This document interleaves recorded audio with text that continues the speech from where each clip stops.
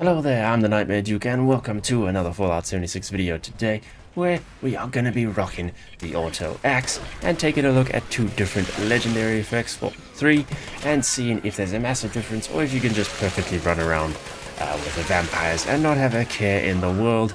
But hopefully you enjoy, but let's just get straight into things. So first off, I'll just quickly go over the build which I'll be using for all of these versions and not changing it.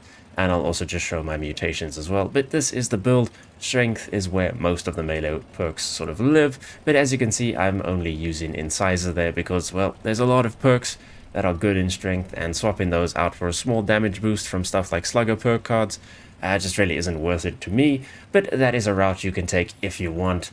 I'm finding with just Incisor, both the chainsaw and stuff like the auto axe, more than happy with it. But you can get more damage out of it, of course, if you really wanted to.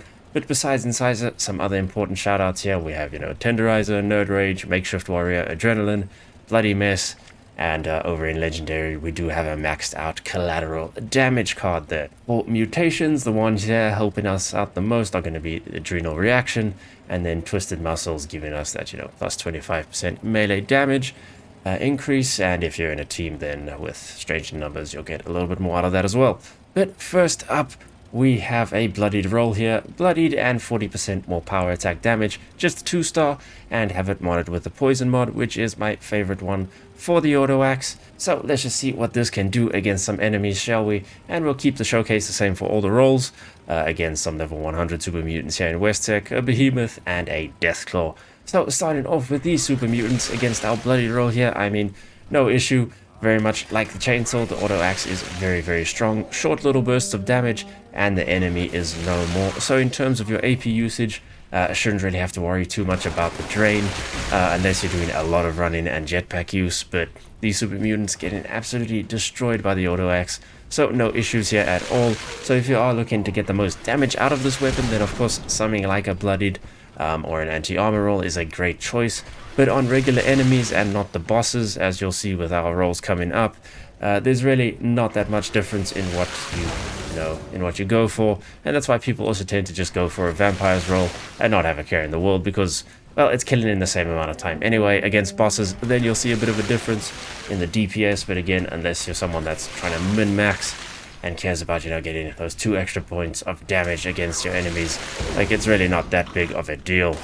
But over to the tankier targets here with the Bloodied, the Behemoth not lasting long at all, and that was body shots as well, so headshots would be even quicker.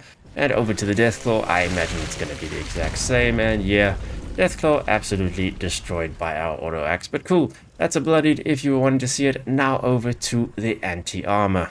So again, the same 2-star roll, anti-armor, 40% more power attack damage, and that poison mod. So starting things off with those super mutants again in West Tech.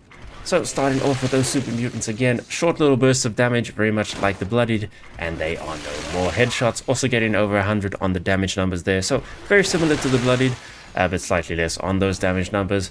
But killing in pretty much at the same time. And with your enemies with high resistances like your bosses, that's when anti-armor really comes into play, and why there's always that back and forth between anti-armor and Bloodied about which to go for. But both really, really solid options.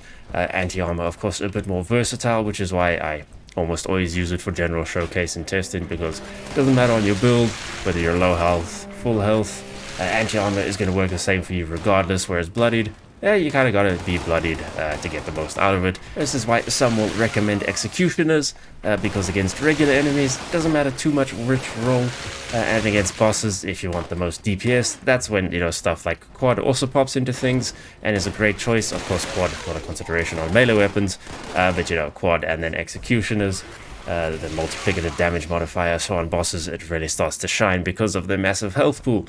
So against bosses, there's more options that you can go for depending on the weapon. Executioners, a good option there. Quad if it's a gun with bullets. If it's a gun with bullets, of course it's a gun with bullets. But just for your regular run and gun enemies and events and whatnot, it's easy to just roll with whatever you're happy with. And just quickly over to a Vampires. Again, Vampires, 40% more attack power damage there. Also extremely popular choice. And again, short bursts here, and the super mutants are dead. Similar to the Bloodied and the anti-armor. Again, the added versatility of not having to worry about going full health or half health or low health. not having to worry about dying as much because, you know, vampires are just going to help keep you alive. Very much like a minigun shredder with Vamp. It's hard for enemies to kill you, so quality of life, vampires all the way, great option to go for. But yeah, auto axe, super fun. Get it from the scoreboard. Mods are over at Giuseppe in the White Spring if you want those. Try it out. It's a lot of fun and it's really, really strong. But let me know which role you enjoy. And if you did enjoy the video, then hey, consider liking and subscribing and sticking around for more Fallout content. As always, massive thank you to the channel members for their support. But for now, thanks so much for watching. I'll see you in the next one.